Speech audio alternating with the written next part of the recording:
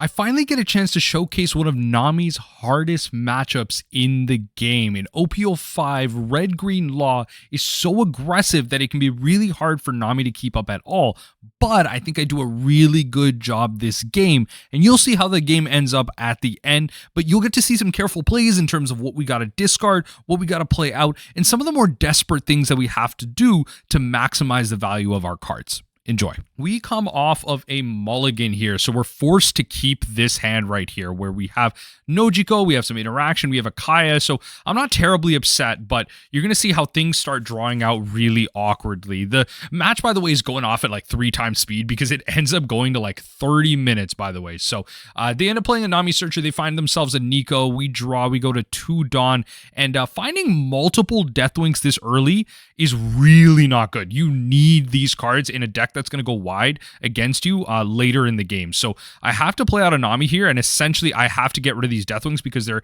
extremely dead in my hand. They are not efficient to be casting this early in the game at all. So my opponent's going to untap and then continue to play out their game plan. They play, go to 3 Dawn, they play the Nico Robin that I know that they're playing, but I have to play the Kaya to sculpt my hand. That ultimately has to be what it is. So they play themselves another Nami Searcher here.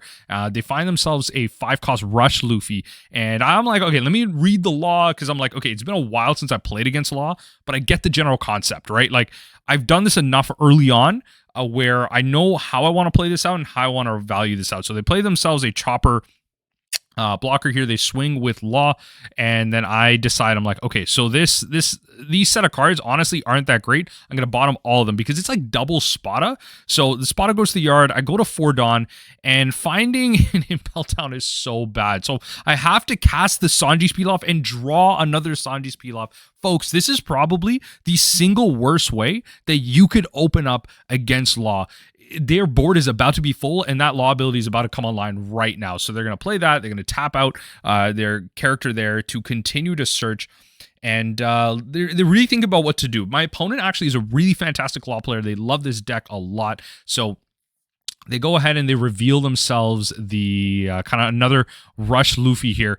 They kind of bottom some cards here, put it into hand, and that was with the 2 Dawn there. And now at this point, they can, do all the fancy stuff with law. So they're going to swing in for 6k, and I can't be taking damage this early, but I think I have to, right? So I'm going to take that hit. I'm going to activate the trigger of the Gavel there. They're going to swing in with the 5-cost Rush Luffy, and I'm going to counter out with 2 characters, play out my 3 Dawn, play the other Pilaf, find myself a Brick Fist to bounce some characters. I'm going to get myself back a counter there, and then I have like, okay, I have Gavel and I have counter. I'm not going to swing in with Nami, I'm not going to add Dawn and swing into the 6k just yet, but getting out characters is actually really valuable in this matchup. So a hand where you actually have a lot of characters are going to be great because they're going to swing wide, and then you can start attaching Dawn into those and then swinging into those characters themselves. So it makes their board like really hard for them to punish you early. So it might give you a turn or two if you put out a Buggy or whatnot to kind of get stuff like that going. So they kind of search into another Searcher, which is nice. Those are the type of dead cards we want them drawing.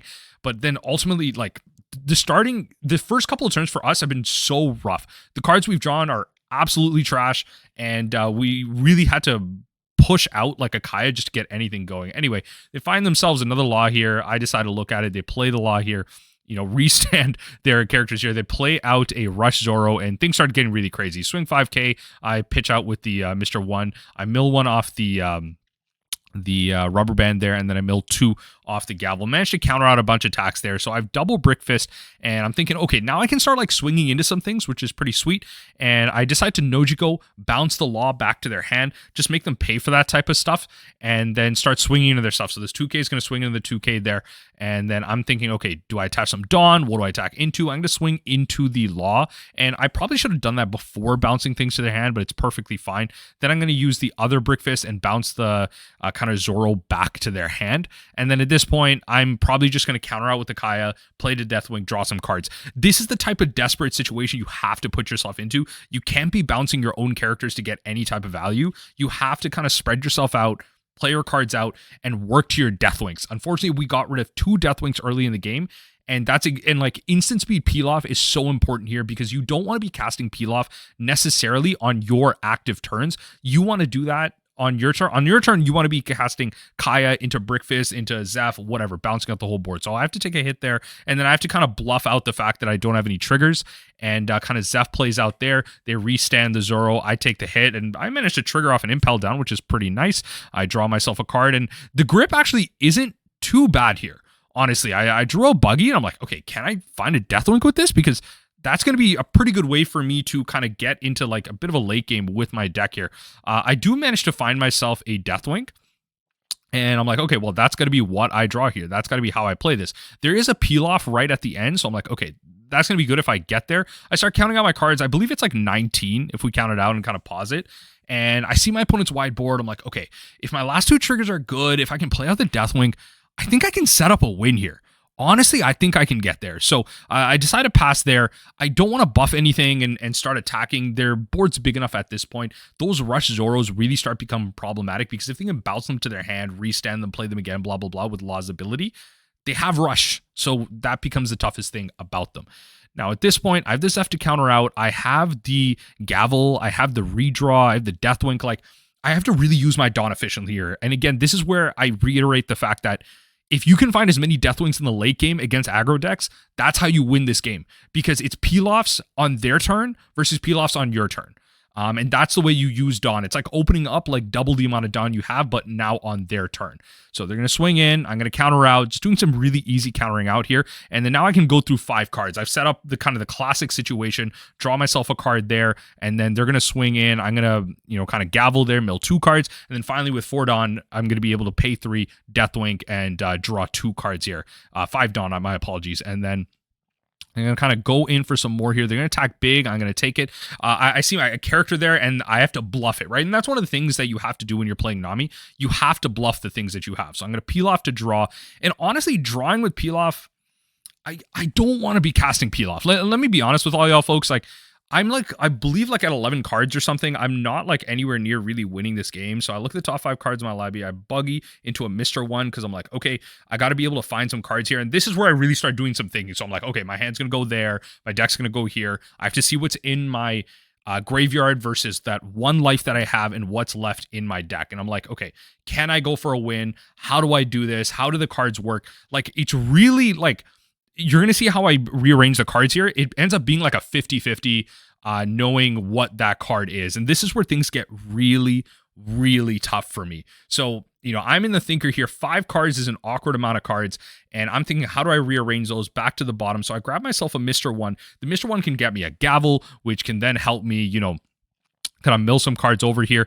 I play that. I put the Buggy to graveyard accidentally because I start confusing myself with my board here. But regardless, bring the Gavel back to hand. That's step 1. But there's so many cards left. And this is where I'm like leaning forward. That's why you're seeing the side of my head here. I got to lean forward and I got to think. Spada's in my hand, which also isn't a great card here either because it doesn't interact with my library in a way that I need it to, right? So I'm just going to pass the turn here and just hope that the last card that I can trigger is good.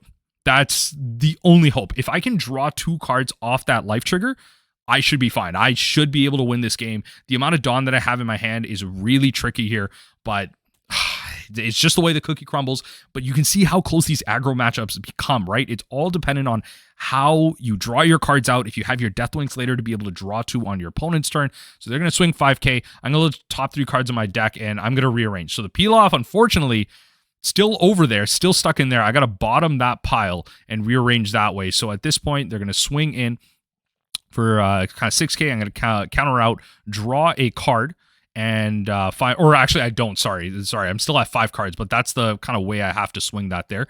And then they're going to swing in a bit more, and I'm thinking like, okay, what do they have? How much Dawn do they have? How do I counter this out? How do I work with the rest of my deck? And I'm deep in the think tank. I'm like, at this one, I'm going to lose. At this one, I'm thinking like, do I take the hit? And I do. I see a character. Folks, that's pretty much GG. I needed that trigger to draw me 2 cards, and that's sometimes the way the cookie crumbles. That's the way that the game writes it up. So at this point, there's no way that I'm going to lose. I'm going to win, I should say. And my opponent's just going to, I got 3 cards left. They are going to, mess me up here in all ways. So I got a 2k counter and I got a 4k counter. They have like 4 attackers. It is GG. But this was honestly a really fun and interactive game in my opinion.